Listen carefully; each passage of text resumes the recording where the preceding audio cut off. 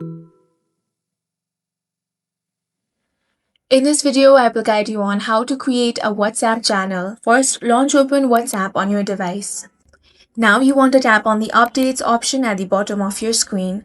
Here, tap on the three dots at the top right corner and you will find the option of Create Channel. Select that.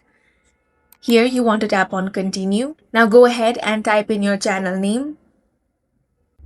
Then over here, you want to describe your channel. You can include a description so that the followers can read it. Now, if you want to add in a profile picture, you can do that from here. You can select camera, gallery, emoji stickers, or search web. If you just want an emoji, you can select it from here. Now tap on the create channel option. After creation, you can share your channel link with others. Now start posting updates to your followers. That's all for this video. If you found it useful, If you found it useful, make sure to hit the like button and subscribe for more videos like this.